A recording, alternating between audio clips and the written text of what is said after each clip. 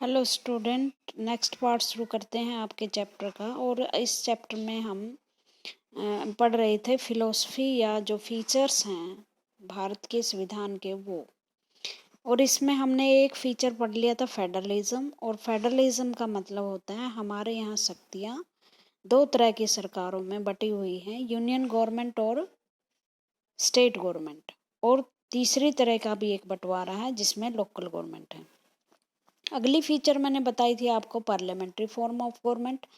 इसका मतलब है कि हमारे देश में जो हेड ऑफ द गवर्नमेंट है, हेड ऑफ द गवर्नमेंट, और वो हमारे यहाँ पीएम, प्रधानमंत्री and council of minister. Council of minister इसका मतलब उसके मंत्री, मिनिस्टर, जैसे मोदी और उसके रक्षा मंत्री हैं राजनाथ सिंह, और गृह मंत्री हैं अमित शाह जी, वित्त मंत्री हैं Nirmala Sitharaman. Head of the government PM हो और सारी जो देश की रियल पावर है वो प्रधानमंत्री के पास हो। और प्रधानमंत्री कैसे चुना जाए? प्रधानमंत्री चुना जाए उस दल का नेता जिसको लोकसभा में बहुमत मिला। लोकसभा का मतलब होता है हमारे यहाँ जो ये आपकी पार्लियामेंट है, और पार्लियामेंट के दो हाउस हैं। एक हाउस लोकसभा है जिसका चुनाव जो है, जिसमें एमपीज जो हो सीधे जनता द्वारा चुने जाते हैं। मेंबर ऑफ पार्लियामेंट, एमपीज मैंने मेंबर ऑफ पार्लियामेंट। इसमें 543 लोगों का चुनाव होता है, प्लस 2 राष्ट्रपति के द्वारा मनोनीत होते हैं। और राज्यसभा दूसरा है राज्यसभा, इसके बारे हम बाद में बात करेंगे क्योंकि इसका रोल गवर्नमेंट बनाने में नहीं होता। जब पार्लियामेंट के हाउस लोकसभा में किसी दल को, किसी भी पॉलिटिकल पार्टी को बहुमत मिलता है, बहुमत का मतलब होता है, बहुमत का मतलब है कि उसके पास 543 में से हाफ सीटों का प्लस 1, हाफ सीटों का प्लस 1 उसके एक ही पॉलिटिकल पार्टी के पास हो, तो ये कितना बन जाएगा? 273 के आसपास बनेगा। जिस पार्टी को लोकसभा इलेक्शन में इतनी सीटें मिलती है उसी का प्रधानमंत्री और मिनिस्टर बनता है, मतलब उसकी गवर्नमेंट बनती है। सारे जो मेंबर होते हैं गवर्नमेंट के वो पार्लियामेंट के मेंबर बनना जरूरी होता है। जितने वो काम करते हैं उन्हें पार्लियामेंट में जवाब देना होता है। जैसे आपने कभी डिस्कशन देखी हो राज्यसभा टीवी या लोकसभा टीवी पे, जब लोकसभा और राज्यसभा की बैठकें बैठती हैं पार्लियामेंट में, पार्लियामेंट हाउस देखा होगा आपने, इस तरह से गोल गोल होते हैं और यहाँ झंडा होता है भारत का, देखा होगा, दिल्ली में है। तो उसमें 2 हाउसेज में लोग बैठते हैं, तो मंत्री और प्रधानमंत्री को अपने सरकार का काम का जवाब उन्हें देना होता है पार्लियामेंट में। पार्लियामेंट हमारे देश में कानून बनाती है, ठीक है। तो इसे हम, इस तरह की गवर्नमेंट को पार्लियामेंट गवर्नमेंट बोलते हैं। दूसरी तरह की गवर्नमेंट एक प्रेसिडेंट गवर्नमेंट होती है, पता आपको, राष्ट्रपति। अच्छा मुझे ये बताओ किस देश का राष्ट्रपति सबसे पावरफुल है? डोनाल्ड ट्रंप का नाम लिया जा सकता है, अमेरिका का। अमेरिका के राष्ट्रपति के पास रियल पावर होती है, हमारे देश का राष्ट्रपति के पास सारी शक्तियां उसके नाम पर प्रयोग तो होती हैं राष्ट्रपति के नाम पर, लेकिन होती हैं प्रधानमंत्री के पास। उनका जो राष्ट्रपति है पार्लियामेंट का मेंबर नहीं होता। हमारे देश का कोई भी प्रधानमंत्री या मंत्री जब तक पार्लियामेंट के सदस्य नहीं होंगे वे मंत्री पद नहीं रह सकते। 6 महीने तो वे रह सकते हैं, लेकिन 6 महीने के बाद उन्हें पार्लियामेंट का सदस्य बनना होता है। लेकिन ये ज़रूरी नहीं होता कि लोकसभा का ही, राज्यसभा का भी कोई भी व्यक्ति बन सकता है मंत्री और प्रधानमंत्री। The different tiers of the government that you just read about consist of representative who are elected by the people। जो दूसरे टायर है हमारे गवर्नमेंट का, उसमें क्या होता है, जो लोगों के रिप्रेजेंटेटिव चुने जाते हैं। लोगों के रिप्रेजेंटेटिव, जैसे लोकसभा में लोगों के रिप्रेजेंटेटिव को क्या कहते हैं? Member of parliament. Constitution of India guaranteed universal adult franchise, आपको पता है सबको अधिकार है। यूनिवर्सल अडल्ट फ्रेंचाइज का मतलब होता है सभी को वयस्क मताधिकार। वयस्क का मतलब हमारे देश के कानून के अनुसार अगर कोई व्यक्ति 18 साल का हो गया है तो वो किसी भी जाति धर्म का, वोमेन हो, मजदूर हो, कोई भी हो, उसको सबको वोट का अधिकार है। Constitution Assembly felt that freedom struggle had prepared the masses for universal adult service, and this would help encourage a democratic mindset and break the clutches of traditional caste, class, gender। और बिना किसी भेदभाव के, चाहे किसी भी व्यक्ति, कोई भी रिच हो, पुअर हो, और किसी भी तरह का सोसाइटी का हो, जेंडर हो, उसको क्या है, वोट का अधिकार है। और हम उस वोट के अधिकार के द्वारा इलेक्शन में वोट डालते हैं, खुद भी लड़ते हैं और एक ऐसी सरकार बनाते हैं जो जनता के प्रति संसद में क्या हो, अकाउंटेबल हो, जिम्मेदार हो, हर काम की जिम्मेदारी ले। अब है सेपरेशन ऑफ पावर। बच्चों ये नई नई टर्म है तो आपको ये लगता होगा थोड़ी थोड़ी मुश्किल है, लेकिन मुश्किल कुछ नहीं है, सीधा सिंपल सी बातें हैं। सेपरेशन ऑफ पावर का मतलब होता है शक्तियों का अलग अलग प्रयोग। जैसे घर में आपकी मम्मी के पास है क्या है, होम मिनिस्ट्री है, मतलब चूल्हे चौके का काम करती है, फादर अलग काम करते हैं, सब अपनी शक्तियों का प्रयोग करते हैं। रसोई में मम्मी की शक्ति चलती है, खेत में पापा की शक्ति चलती है। इसी तरह हमारे देश में भी शक्तियों का बंटवारा है, और शक्तियों का बंटवारा ऐसे है। हमारी सरकार के 3 अंग हैं। गवर्नमेंट जो है वो 3 अंगों से बनती है। ऑर्गन मैंने होते हैं अंग, और ये 3 अंग अलग अलग से काम करते हैं। कॉन्स्टिट्यूशन में कहा गया है भाई अपने अपने काम करो, दूसरों के काम में इंटरफेयर मत करो। पहली हमारा जो अंग है वो है लेजिस्लेचर, और लेजिस्लेचर का मतलब होता है कानून। लेजिस्लेशन का मतलब होता है कानून।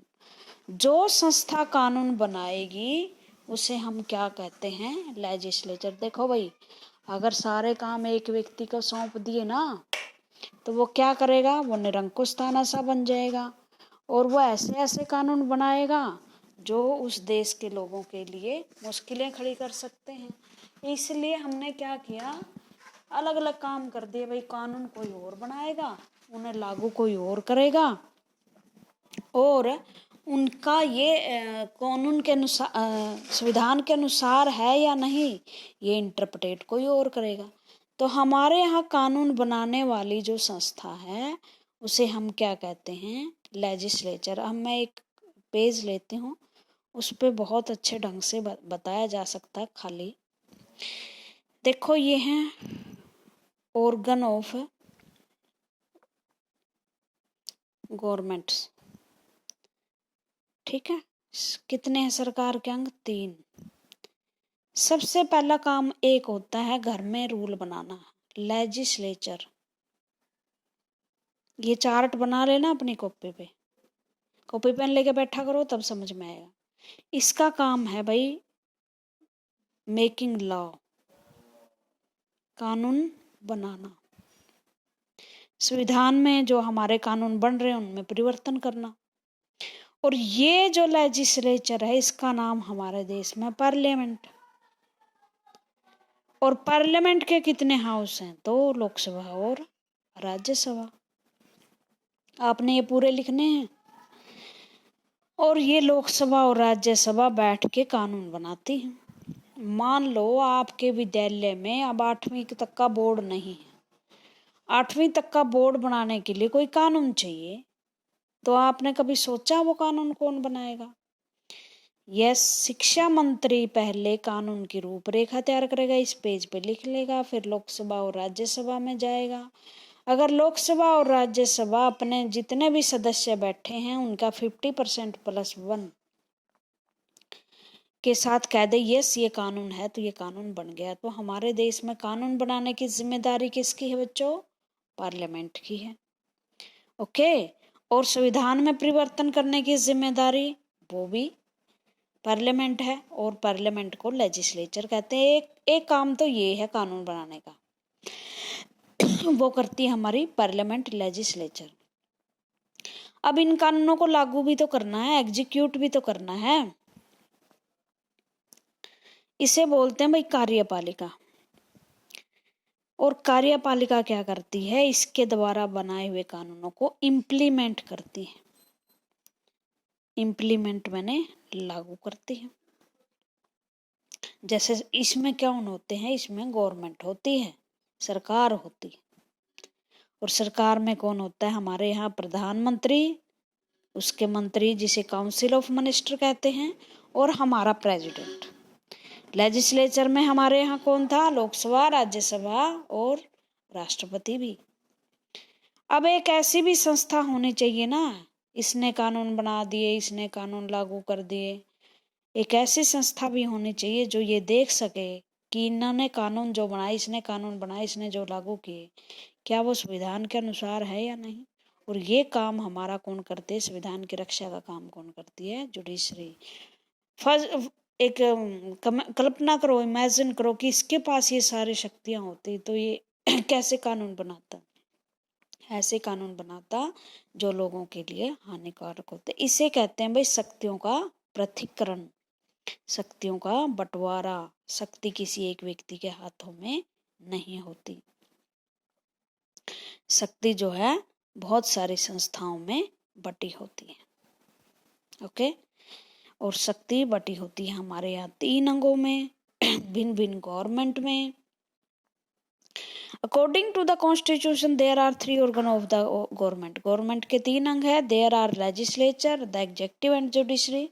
The legislature refer to our elected representative. Legislature में कौन होते हैं, हमारे चुने हुए प्रतिनिधि होते हैं, जैसे लोकसभा और राज्यसभा के सदस्य हैं, जिन्हें क्या कहते हैं, एमपीज, मेंबर ऑफ पार्लियामेंट।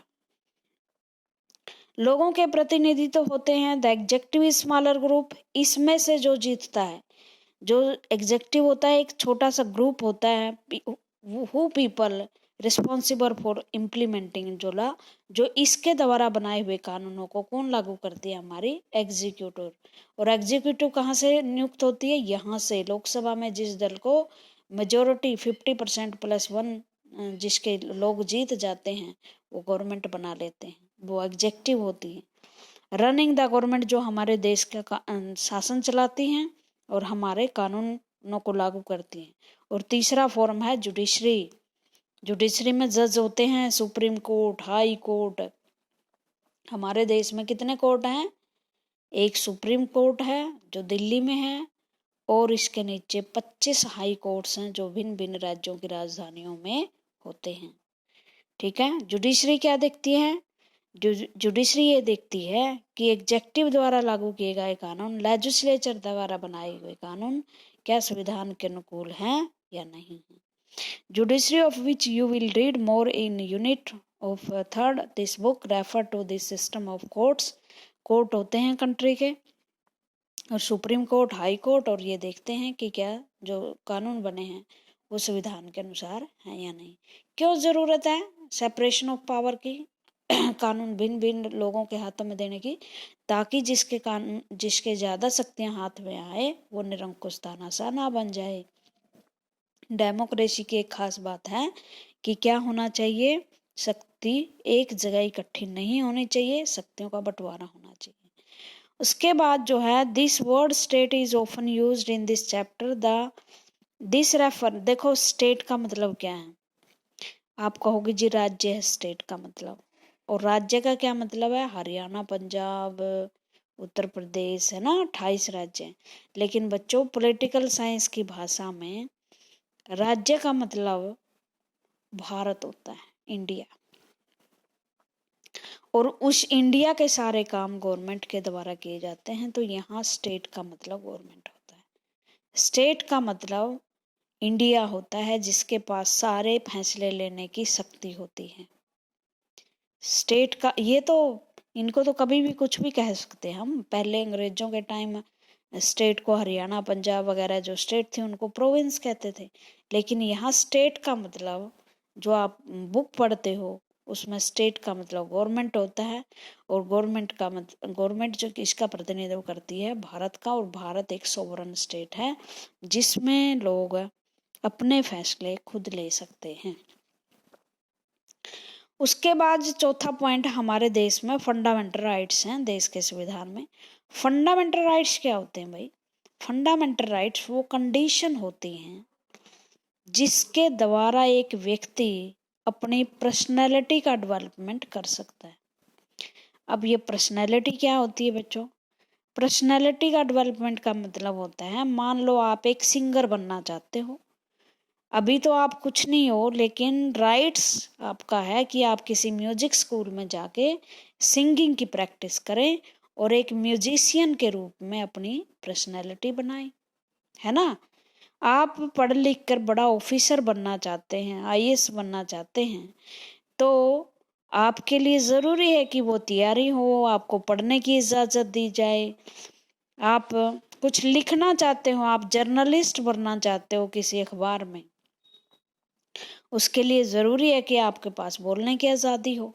ये फंडामेंटल राइट्स ऐसी चीज़ है जो व्यक्ति के जीवन की तो रक्षा करते ही हैं, साथ में जो जीवन में बनना चाहता है व्यक्ति उसको भी बनने के लिए हेल्प करती हैं। The section of fundamental rights हमारे देश का जो भाग है, पार्ट 3 संविधान का 3 पार्ट, उसमें हमें 6 फंडामेंटल राइट्स दिए गए हैं। पढ़ेंगे उनके बारे में भी जरूर। The section of fundamental rights has often been referred to as conscious of the Indian Constitution. Colonial rule has created a certain suspicion of the state in the mind of the nationalists, and they wanted to ensure that a set of written rights would guard against the misuse of state power in independent India.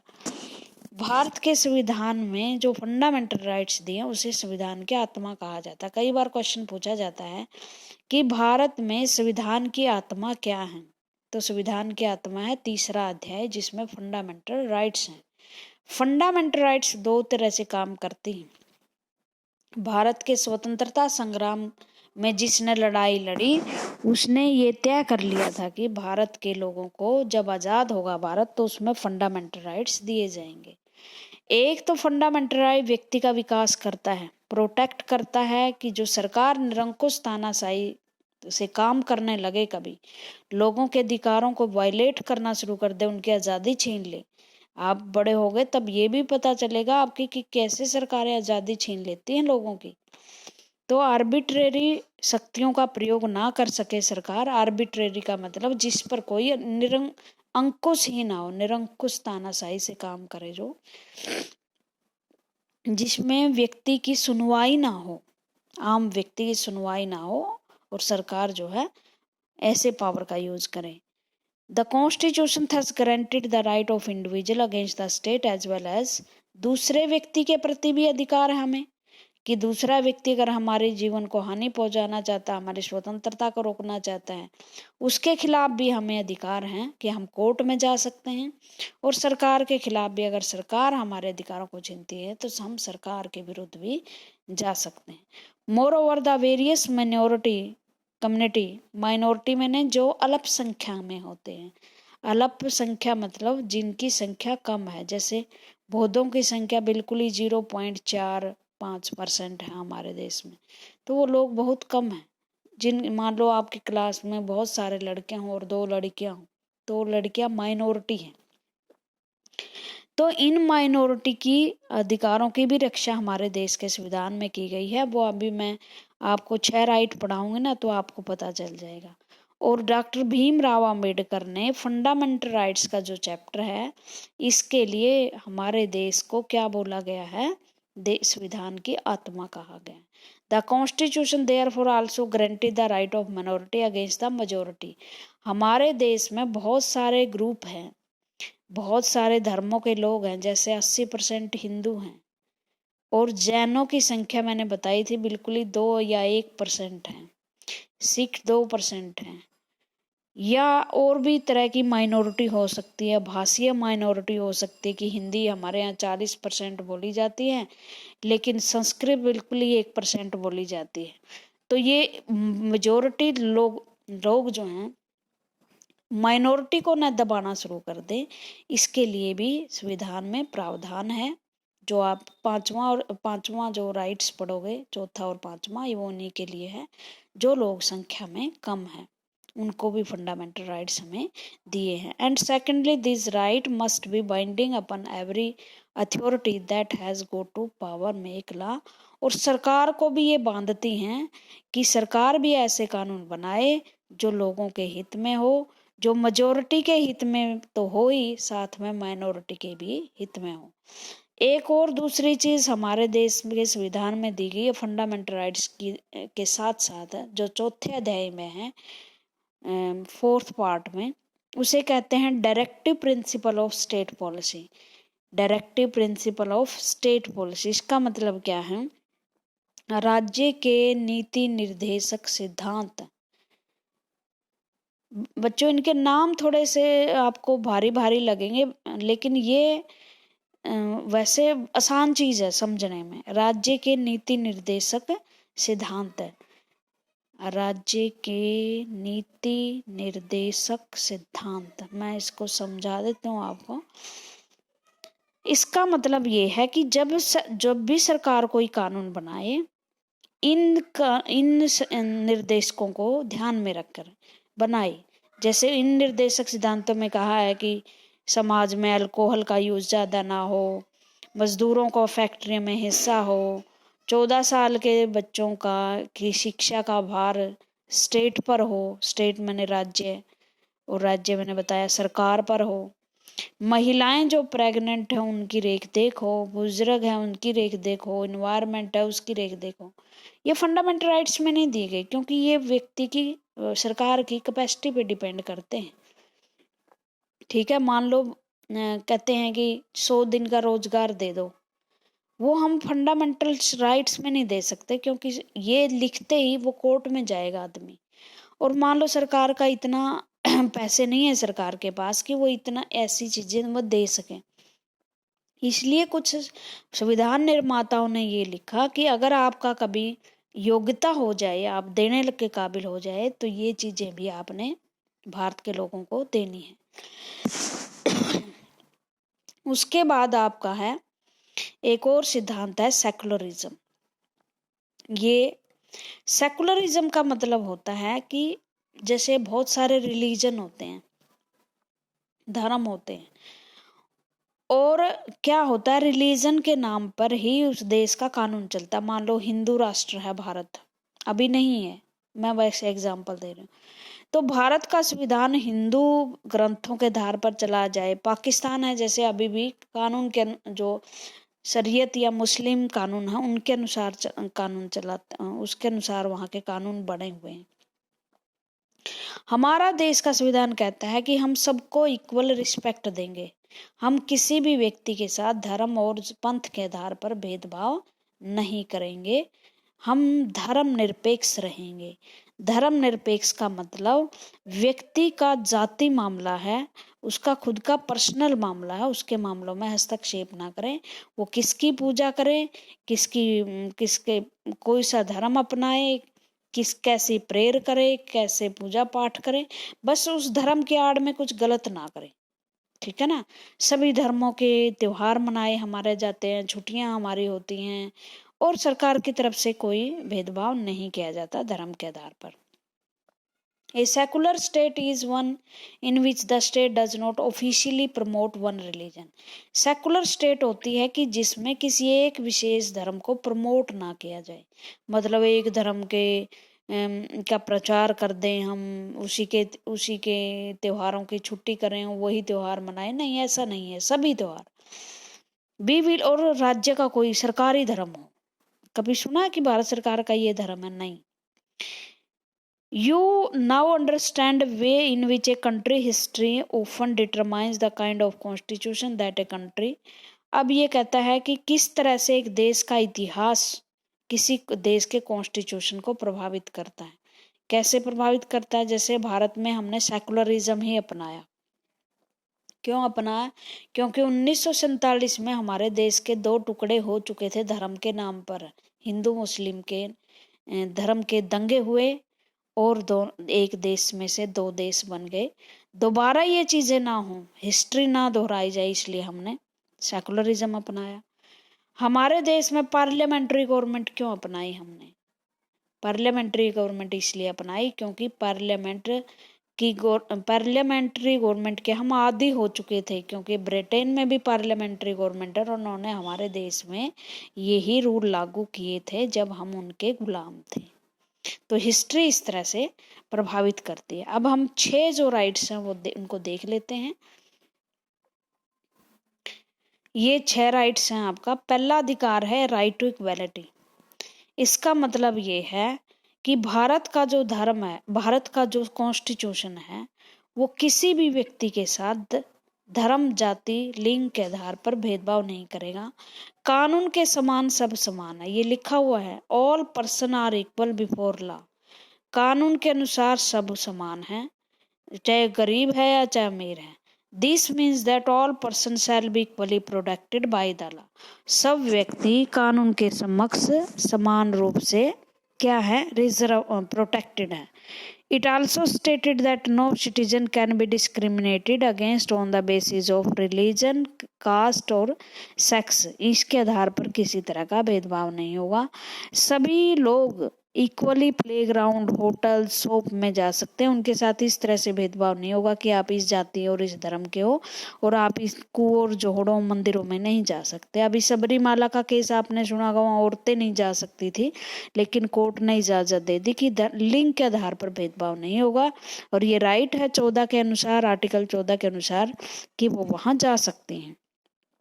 उसके बाद है कि आप employment, आप नौकरी प्राप्त कर सकते हो अगर आप उस नौकरी के काबिल हो तो। और तीसरी बात यह है कि अनटचेबिलिटी को, आर्टिकल हमारे देश का संविधान का आर्टिकल 17 है, जिसमें कहा गया है कि अनटचेबिलिटी, छुआछूत, ये देश में नहीं रहेगी। अगर कोई छुआछूत फैलाएगा, किसी व्यक्ति को अछूत मानकर उनको उससे भेदभाव किया जाएगा, तो उस व्यक्ति के विरुद्ध कार्रवाई होगी जो इस तरह के भेदभाव करता है। Right freedom, right to freedom, स्वतंत्रता का अधिकार। और हमें 6 स्वतंत्रता है हमारे पास। एक कि हम फ्रीडम ऑफ स्पीच बोल सकते हैं, और बोलने में आपकी आगे अखबार लिखना है, जर्नलिज्म करनी है, फिल्म बनानी है, गाना गाना है, स्टोरी लिखनी है, सब तरह की फ्रीडम बोलने में आ जाती है। भाषण देना है, स्टोरी लिखनी है। उसके बाद है the right to form association. आप कोई भी संस्था बना सकते हैं, जैसे स्टूडेंट की कोई एसोसिएशन बन जाए, किसानों की एसोसिएशन बन जाए, होती है ना, जैसे हड़ताल करते हैं वगैरह, किसान यूनियन की हड़ताल है ये वो। आप कहीं भी भारत के किसी भी भाग में घूम सकते हो, लेकिन वहां नहीं जा सकते भाई जहां देश की एकता, अखंडता और सुरक्षा को हानि पहुंचे। हम कहीं भी बस सकते हैं इस देश में, लेकिन वहां नहीं बस सकते अगर राज्य सरकारें रोक दे तो। जैसे जम्मू कश्मीर में नहीं बस सकते थे, हिमाचल में नहीं बच सकते। हाँ, कुछ ना कुछ प्रतिबंध तो साथ में है ही। And the right to practice any profession, occupation and business. और कोई भी धंधा अपना सकते हैं, कोई बिजनेस कर सकते हैं, लेकिन भाई उस बिजनेस के लिए आपके पास सर्टिफिकेट हो। आप कहो कि मैं डॉक्टर बनना चाहता हूँ, लेकिन आप झोला छाप डॉक्टर नहीं बन सकते, मतलब आपके पास डिग्री होनी जरूरी है। उसके बाद राइट अगेंस्ट एक्सप्लॉयटेशन, शोषण के विरुद्ध अधिकार। शोषण के विरुद्ध का अधिकार का मतलब जो 14 साल से कम बच्चे हैं वो किसी लेबर, कोई जो हानिकारक काम होते हैं, जो उनकी शरीर को हानि पहुंचाए, वहाँ काम करना उनका बैन है, वो नहीं कर सकते। कोई व्यक्ति अगर उनसे करवाता है तो उसको सजा मिलेगी।